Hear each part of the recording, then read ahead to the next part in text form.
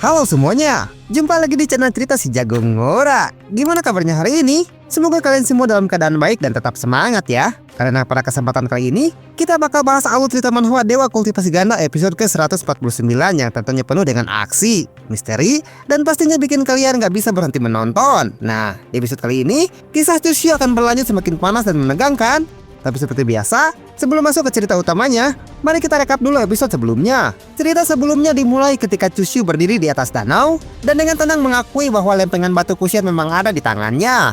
Mendengar hal itu, Lin Kuang langsung tertawa dan menanyai Chusyu apakah dia juga yang telah membunuh penyihir wanita. Namun, Chusyu hanya menjawab dengan samar yang membuat Lin Kuang mulai menyusun rencana lain. Kemudian, Lin Kuang berdiskusi dengan Dewa Bintang tentang kerjasama. Tapi dalam hatinya, Chusyu justru menunggu untuk melihat apa rencana mereka. Tak lama setelah itu, Lin Kuang bersumpah atas nama surga bahwa niatnya hanya untuk memasuki dimensi ruang angkasa, bukan demi sumber dao. Petir pun menyamar di langit, menandakan kalau sumpah itu telah diakui surgawi. Melihat kesungguhan dari Lin Kuang, Dewa Bintang akhirnya mencoba mengajaknya untuk bekerja sama. Namun, Lin Kuang menolak dan justru lebih tertarik untuk bersekutu dengan Chusyu. Tapi sayangnya, ketika Chusyu berkata bahwa dia tidak membawa lempengan batu itu, Lin Kuang pun berubah pikiran dan memutuskan untuk bekerja sama para Dewa Bintang. Hal itu membuat Chusyu panik. Dia memohon agar diberi kesempatan dengan alasan hanya butuh lempengan batu itu untuk mencapai tujuannya dan berjanji akan menyerahkannya setelah tujuannya selesai. Lin Kuang pun meminta Chusyu bersumpah atas nama surga agar tidak menyerang dirinya, dan dengan penuh percaya diri, Chusyu mengangkat tangannya dan bersumpah. Meski dalam hatinya, dia menertawakan hukuman dari surga. Setelah sumpah diucapkan, mereka berdua akhirnya bekerja sama untuk melawan sang Dewa Bintang. Pertempuran pun pecah dengan sengit saat Dewa Bintang mencoba melarikan diri. Chusyu dan Lin Kuang mengejarnya hingga akhirnya Chusyu berhasil menusuknya dari belakang. Dewa Bintang menjerit kesakitan, lalu tubuhnya diselimuti blood energi milik Chusyu dan diserap sepenuhnya, membuatnya lenyap tak bersisa. Namun, setelah musuh mereka berhasil dikalahkan, Lin Kuang berbalik arah dan menyerang Chusyu. Dia menampakkan wujud raksasanya sambil berkata bahwa kini giliran Chusyu yang harus mati. Chusyu pun mencoba memperingatkannya soal hukuman dari surga, tapi Lin Kuang malah tertawa dan mengaku telah menemukan harta peninggalan Kaisar Agung yang bisa melindunginya dari hukuman langit. Pertarungan besar pun kembali terjadi. Chusyu membangkitkan tubuh suci kunonya dan menebas Lin Kuang hingga terbelah dua dengan perang Kaisar Surgawi. Namun, Lin Kuang masih hidup dan menertawakannya. Dia mengatakan bahwa Chusyu terlalu mudah untuk menantang takdir.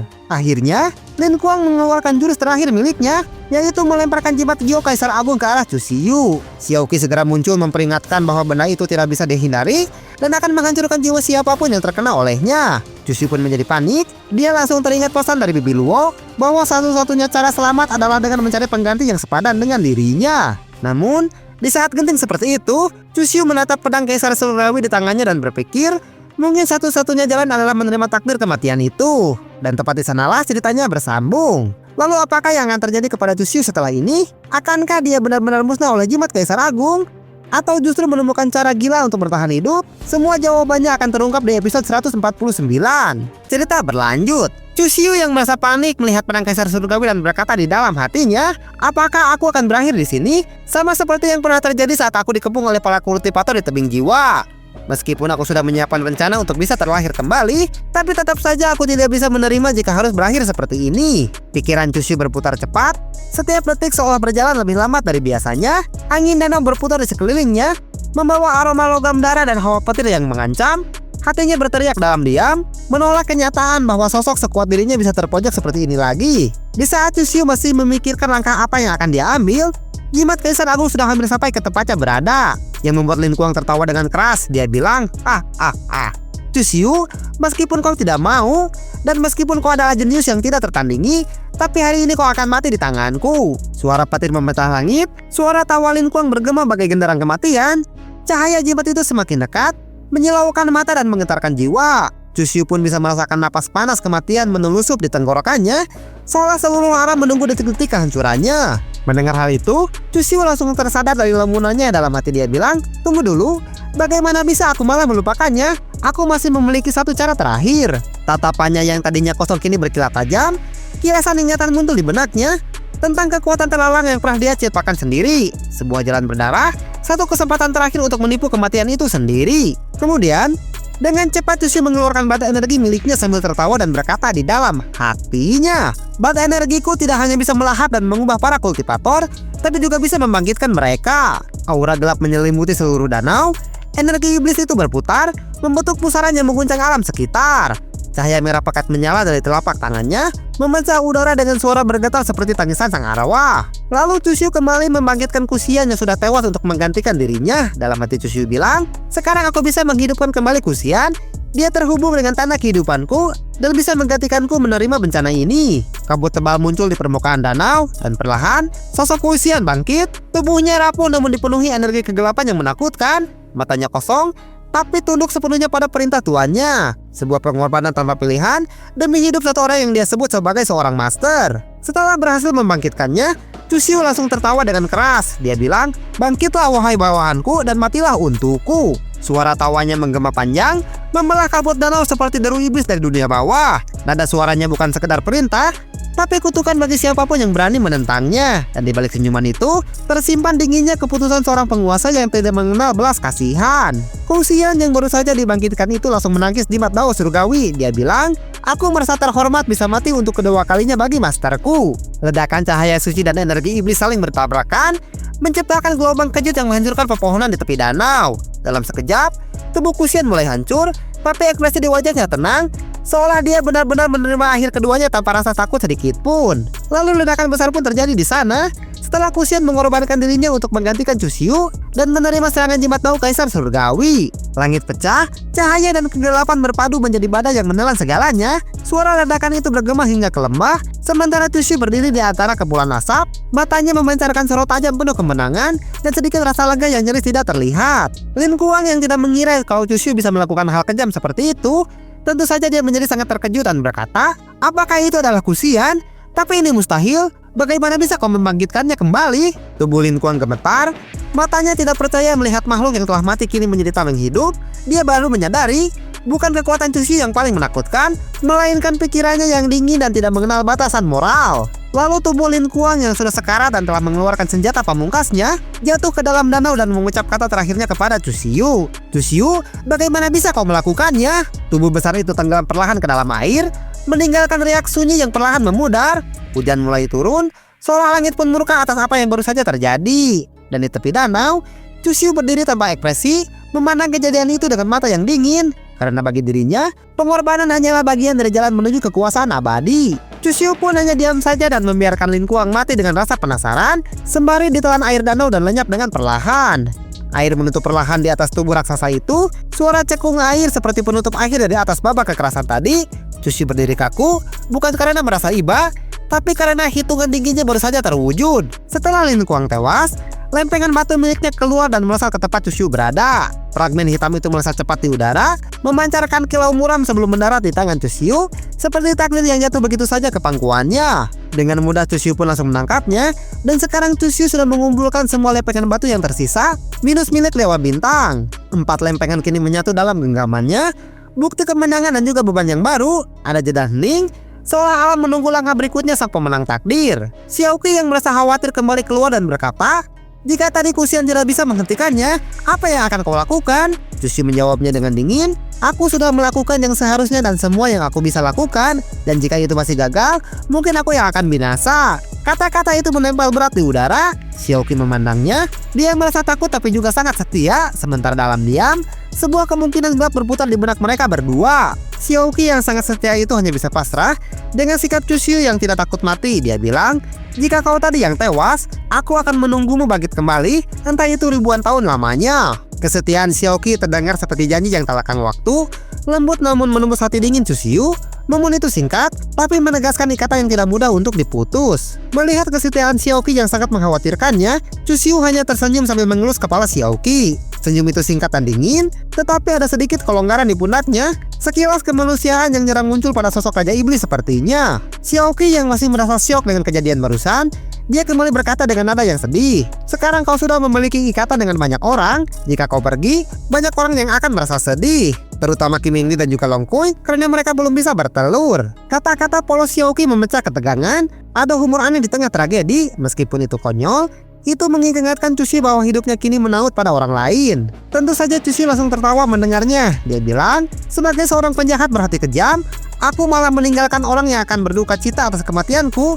Bukankah itu hal yang sangat memalukan? Baiklah, sekarang mari kita kembali dan menyelesaikan urusan dengan Dewa Bintang. Tawa itu dingin dan penuh ironi. Tanpa ragu, Chusyu memutar haluan, fokusnya tetap pada target berikutnya dan tidak ada ruang untuk merasa ragu. Kemudian, Chusyu pun kembali ke ruangannya di dalam istana dinasti Li untuk melanjutkan rencananya. Istana menyambutnya dengan ketenangan palsu, lampu-lampu redup, lorong-lorong panjang, tempat di mana rencana-rencana kelam dirajut kembali. Setelah dirasa semuanya aman dan tidak ada orang lain yang menguping, Chusyu pun berkata, "Tidak ada orang lain lagi di sini, sekarang keluarlah." Suaranya tenang tapi memerintah. Di balik tirai dan bayang-bayang, sesuatu atau seseorang akhirnya muncul, menandai babak berikutnya yang siap dimulai. Chusyu pun mengeluarkan Dewa Bintang yang masih dalam plat energi miliknya, yang membuat Dewa Bintang langsung bisa menebak situasi saat ini. Dia bilang, "Apakah kau telah membunuh Raja Binatang Buas?" Cahaya sama dari plat energi berpendar di ruangan itu. Sosok Dewa Bintang muncul dengan tatapan cemas. Ia bisa merasakan bahwa hawa kematian yang masih menggantung di sekitar Chusyu. Pertanyaan itu terlontar bukan sekedar ingin tahu saja, tapi juga karena firasat buruk yang kian menekan dadanya. Tapi Dewa Bintang merasa bingung akan satu hal dan berkata di dalam hatinya, "Tunggu dulu, bukankah dia telah bersumpah atas nama surgawi untuk tidak menyerangnya?" Dalam diam, dahi Dewa Bintang berkerut. Ia mencoba menyusun kembali potongan peristiwa. Sumpah surgawi seharusnya tidak bisa dilanggar, namun kini di hadapannya berdiri seorang pria yang seolah menertawakan hukum langit itu sendiri. Melihat Dewa Bintang yang tampak kebingungan, Chusyu langsung menegangkan wajahnya. Dia bilang, "Jangan khawatir, karena sekarang aku akan mengajakmu untuk menemuinya." Dewa Bintang menjawab, "Tunggu dulu, aku bisa memberikan lempengan batu milikku kepadamu." Aura dingin memancar dari tubuh Chusyu, membuat udara seakan berhenti bergetar. Tatapannya tajam seperti bilah pisau. Namun sebelum ketegangan mencapai puncak, Dewa Bintang buru-buru berusaha menawarkan keselamatannya dengan imbalan terakhir yang ia miliki. Dewa Bintang yang sudah dikalahkan oleh Chusyu, tentu saja dia merasa ketakutan melihat senyuman jahat pria yang ada di hadapannya itu. Dalam hati dia bilang, "Apa-apaan tatapan matanya itu? Mungkinkah dia menginginkan hal yang lain?" Senyuman Chusyu kali ini berbeda, tenang tapi mematikan.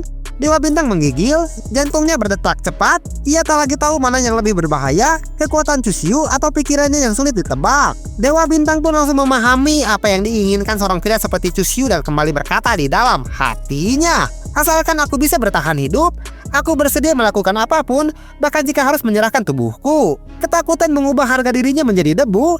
Ia menelan gengsi, menyiapkan diri untuk melakukan apapun demi bertahan. Namun tatapan Chusyu tetap kosong, seolah hanya untuk menilai tapi bukan untuk menggoda. Chusyu yang sudah memiliki segudang pengalaman menghadapi wanita, tentu saja dia bisa langsung mengendalikan situasi dan berkata, "Kau itu cukup sempurna. Selain memiliki kemampuan, kau juga dianugerahi wajah cantik dan tubuh yang indah." Kata-kata itu mengalir tenang, tapi di balik nada lembutnya tersimpan ancaman yang halus. Chusyu berbicara seperti penguasa yang menilai bidak catur, bukan sebagai pria yang tergoda pesona wanita. Tentu saja Dewa Bintang yang sudah pasrah itu langsung bertanya kepada Chusyu. Dia bilang, "Lalu apa yang kau inginkan dariku?" Suaranya gemetar, namun matanya memohon. Dalam kepasrahan itu tersisa sedikit harapan bahwa pria di depannya mungkin masih menyisakan belas kasih walaupun hanya secuil. Sambil menatapnya dengan penuh keangkuhan, Chusyu berkata, "Kau ingin tahu apa yang ingin aku lakukan kepadamu? Kebetulan sekali, sebentar lagi anakku akan segera lahir, dan aku pikir kau itu cocok menjadi seorang pengasuh bayi." Ruangan seketika hening. Kalimat itu menusuk bukan karena kejam, tapi karena begitu tidak terduga. Dewa Bintang terpaku, antara lega dan juga tidak percaya. Sementara Chusyu hanya tersenyum samar, menikmati kebingungan di wajahnya. Mendengar perkataan dari Chusyu, pikiran Dewa Bintang langsung berhenti sejenak, karena dia tidak bisa memahami apa maksud dari perkataan Chusyu kepadanya. Suara Chusyu bergema di kepalanya berulang kali. "Pengasuh bayi," pikirnya. Dalam kekacauan itu, rasa takut dan bingung bercampur menjadi satu, hingga dia tidak tahu harus tertawa ataupun menangis. Tanpa banyak berbasa-basi lagi, Chusyu langsung mengeluarkan bat energi sambil tersenyum dengan wajah jahatnya yang membuat Dewa Bintang terkejut. Dalam sekejap, aura tajam kembali memenuhi ruangan. Dewa Bintang membeku di tempat. Senyuman itu, kilauan bat energi itu, semua terasa seperti pertanda bahwa permainan baru akan dimulai, dan kali ini tidak ada ruang untuk keliru. Tubuh Dewa Bintang langsung gemetaran dan wajahnya terlihat panik. Dia bilang, "Apa sebenarnya energi yang mengerikan itu?" Tubuhnya bergetar hebat, seolah hawa dingin dari energi itu menembus sampai ke tulang. Cahaya di ruangan meredup, dan hanya suara desisan energi yang terdengar menggema menyerupai bisikan maut. Tapi Chusyu hanya menyuruhnya untuk diam dengan senyuman jahat di wajahnya. Tatapan Chusyu tajam, namun tenang. Senyum di bibirnya bukan sekedar ejekan, melainkan simbol kekuasaan mutlak. Sebuah isyarat bahwa perlawanan hanya akan berakhir dengan kehancuran. Kemudian, bat energi mulai mendekat ke arah Dewa Bintang yang membuatnya ketakutan. Dia bilang, "Apa yang ingin kau lakukan kepadaku?" Chushu menjawab, "Kau akan langsung mengetahuinya." Suara Chushu terdengar pelan namun dingin, seperti bisikan dari kegelapan. Dewa Bintang mencoba mundur, tapi tubuhnya sudah terkunci oleh tekanan spiritual yang luar biasa. Udara di sekitarnya terasa berat, napasnya tak henti separuh. Dengan cepat, benda energi langsung melilit tubuh Dewa Bintang yang membuat napasnya menjadi tidak beraturan dan kesulitan untuk mengucapkan sepatah kata pun. Jeritan tertahan pecah di tenggorokannya, energi itu berputar liar, mengikat seperti rantai yang tidak kasat mata. Sorotan matanya berubah dari takut menjadi putus asa, seolah menyadari bahwa hidupnya kini berada di ujung tanduk. Setelah beberapa waktu berlalu, tubuh Dewa Bintang telah diselimuti sepenuhnya oleh belat energi milik Chushu tersebut. Kini hanya kilatan cahaya biru gelap yang tersisa di tempatnya berdiri. Dewa Bintang lenyap di balik pusaran energi itu, sementara Chushu berdiri diam dan juga tenang, menatap hasil karyanya dengan ekspresi dingin tanpa belas kasihan. Sambil menunggu proses pembacaan jiwa berlangsung, Chushu mengeluarkan lempengan batu yang telah berhasil dia kumpulkan. Dengan gerakan lambat dan terukur, Chushu mengangkat 5 lempengan batu itu. Setiap lempengan memancarkan cahaya dengan warna berbeda, menggema lembut seolah masing-masing memiliki kesadaran sendiri. Lalu Chushu langsung menggabungkan semua lempengan batu tersebut menjadi satu bagian, diikuti dengan munculnya beberapa notifikasi yang mengatakan menemukan perubahan baru di dalam gerbang. Nama item gerbang batas yang hilang, kegunaannya untuk teleportasi ruang angkasa dan bertipe khusus, namun saat ini dalam keadaan rusak dan akan ditingkatkan jika sudah diperbaiki. Fungsi pertama kolektor Daoyuan telah diaktifkan, Anda bisa membuka saluran ke dimensi lain kapan saja. Fungsi kedua, pergi kemanapun kau mau. Dengan mengkonsumsi batu dewa yang cukup, Anda bisa pergi kemanapun. Fungsi ketiga, tempat perlindungan waktu dan ruang, menghabiskan esensi kehidupan, dapat mengabaikan pengaruh aturan langit dan bumi dan mengubah arah sejarah. Fungsi keempat, keadaan tidak lengkap, lokasi sementara tidak dapat ditemukan. Catatan, gerbang batas belum selesai saat ini dan inti kunci masih hilang, sehingga fungsi akhir tidak dapat digunakan. Chushu pun merasa heran dengan penjelasan tersebut dan berkata di dalam hatinya, "Aku sudah menggabungkan kelima lempengan batu ini, tapi gerbang batasnya masih belum bisa digunakan. Apa yang dia maksud dengan inti kunci itu?" Chushu menatap lempengan yang kini menyatu sempurna namun tetap tidak aktif. Dalam diam, pikirannya berputar cepat. Inti kunci, gumamnya. Hatinya mulai curiga, apakah ada rahasia yang bahkan sejarah pun telah melupakannya. Lalu Chushu tersenyum dan kembali berkata di dalam hatinya, "Dunia prasejarah? Sepertinya aku harus meneliti tempat itu setelah aku kembali." Senyum itu muncul perlahan, bukan karena puas, tapi karena tekad yang baru. Tatapan Chushu menembus jauh ke depan, seolah sudah melihat medan pertempuran selanjutnya, yaitu dunia prasejarah yang penuh misteri. Kemudian Xiaoqi muncul tiba-tiba dan berkata kepada Chushu, "Kenapa kau begitu cemas? Kau menanggung nasib buruk umat manusia dan keberuntunganmu luar biasa. Kau bisa mendapatkan apapun yang kau mau." Suara Xiaoqi memecah keheningan, lembut namun penuh dengan kehangatan, dan dalam sekejap saja, ketegangan di wajah Chushu memudar sedikit, tapi di balik sorot matanya, tersimpan kesadaran bahwa keberuntungan besar selalu datang dengan harga yang lebih besar pula. Tapi sebelum Chushu menjawab perkataan dari Xiaoqi, badan energi mulai bergetar yang menandakan proses pembacaan jiwa telah selesai. Getaran itu begitu kuat hingga udara di sekitar mereka terasa berdenyut, aura mistis menyelimuti ruangan, menandakan bahwa sesuatu yang besar akan terjadi. Chushu menatap kepompong energi itu tanpa berkedip, hasil dari proses panjang yang akhirnya akan segera terungkap. Lalu kepompong yang besar itu terbelah dan memperlihatkan Dewa Bintang yang masih menutup matanya. Energi kegelapan langsung terasa saat retakan pertama muncul. Perlahan, sosok Dewa Bintang terlihat, berdiri tenang dengan mata yang masih tertutup, seperti bunga yang baru mekar setelah badai yang panjang. Sementara itu di sekitar istana dinasti Li, kabar Chushu yang telah memenangkan peperangan Daoyuan telah tersebar luas di sana. Gema kabar kemenangan itu menyebar cepat ke setiap sudut kota, dari pasar hingga ke istana. Nama Chushu bergema di udara, sebuah nama yang kini diucapkan dengan penuh hormat dan juga kebanggaan. Para warga pun langsung bersuka cita atas kemenangan umat manusia yang telah lama mereka nantikan dan meneriakan nama Chushu sebagai pahlawan mereka. Suara sorak bergema bagai gelombang yang tidak berujung, bendera-bendera berkibar tinggi, anak-anak menari di jalan, dan para prajurit menundukkan kepala memberi hormat. Hari itu, dunia manusia merayakan lahirnya pahlawan sejati mereka. Begitu juga dengan Qin Guili yang tidak kuat menahan tangis bahagia. Dia bilang, "Ayah, aku telah memenuhi harapanmu untuk bertahan sampai Tuan Chushu tiba.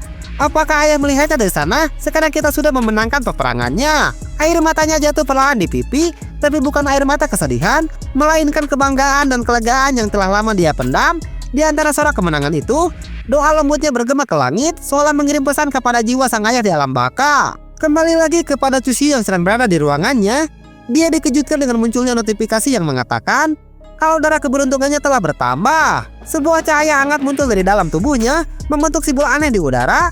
Chusyu menatap layar notifikasi itu dengan tenang, pertanda bahwa nasibnya kembali berubah. Lalu Chusyu pun tersenyum, dalam hati dia bilang, "Oh, apakah sekarang aku sudah menjadi pahlawan?" Senyum tipis itu muncul di sudut bibirnya, namun di balik candaannya itu tersimpan kesadaran mendalam bahwa setiap kemenangan datang bersama beban baru yang harus ia tanggung sendiri. Xiaoqi pun bisa menebak apa yang sedang dipikirkan oleh Chusyu itu. Dia bilang, "Bukan begitu, bagi mereka kau adalah dewa immortal Chusyu yang telah menyelamatkan umat manusia dari penderitaan." Xiaoqi menatapnya dengan mata lembut yang penuh keyakinan. Dalam suaranya terselip rasa kagum dan juga penghormatan, karena di mata semua orang, Chusyu bukan sekedar manusia biasa tapi juga legenda hidup. Tak lama kemudian, Dewa Bintang membuka matanya dan menyapa Chusyu. Dia bilang, "Aku Dewa Bintang Kilan, memberi salam kepada Master Chusyu." Saat kelopak matanya terbuka, cahaya surgawi memancar dari pupilnya. Suaranya lembut menggema, membawa rasa tunduk dan hormat yang tulus. Saat itu, hubungan baru pun terbentuk antara penguasa dan juga pengikut, antara kekuatan dan keabadian. Chusyu hanya tersenyum sambil mengangguk untuk menjawab salam dari Kilan dan berkata di dalam hatinya, "Perang Daoyuan telah berakhir. Haruskah aku pergi ke benua lain untuk melahap para kultivator agar bisa meningkatkan kultivasiku?" Senyuman tipis itu mengandung 1000 makna, kemenangan, ambisi, dan haus kekuatan yang belum padam. Chusyu menatap jauh keluar jendela, memikirkan dunia lain yang mungkin menantinya. Di balik ketenangan itu, rencana baru sudah mulai terbentuk di dalam pikirannya. Di saat Chusyu sedang merencanakan langkah selanjutnya, tiba-tiba dia dikejutkan oleh suara misterius yang mengatakan, "Trialis, Anda memiliki waktu 15 menit untuk bersiap. Anda akan dipindahkan ke dimensi lain untuk mendapatkan sumber Dao." Suara itu bergema tanpa arah, dalam dan penuh wibawa, seolah datang dari langit dan bumi sekaligus. Ruangan bergetar halus dan cahaya spiritual memenuhi udara. Chusyu membelalakan matanya sesaat, lalu tersenyum lebar, bukan karena takut, tapi karena tantangan baru telah tiba. Dunia lain memanggilnya dan dia siap untuk menyambutnya. Saat cahaya spiritual itu berpendar memenuhi ruangan, Chusyu hanya berdiri diam di tengahnya. Tatapannya tajam menembus kegelapan, seolah menatap masa depan yang telah menantinya di dunia lain. Suara misterius yang memanggilnya bukan sekedar peringatan, itu adalah undangan dari takdir, ujian baru yang akan segera dimulai. Dan kali ini, bukan hanya nyawanya yang dipertaruhkan, melainkan nasib seluruh dunia kultivator. Di tengah hembusan energi Dao yang mengguncang, Chusyu perlahan menatap ke atas, dan dengan senyuman penuh keyakinan dia berbisik, "Baiklah, kalau ini panggilan takdir, maka aku akan menyambutnya dengan daya dan kehormatan." Dan itulah akhir dari episode 149 kali ini ya pemirsa. Chusyu benar-benar nggak ada habisnya ya. Baru saja selesai perang Daoyuan, sekarang udah dipanggil ke dimensi lain untuk dapetin sumber Dao. Kira-kira di dunia baru nanti, siapa yang bakal menjadi musuhnya? Atau mungkin ada sekutu misterius lain yang bakal muncul?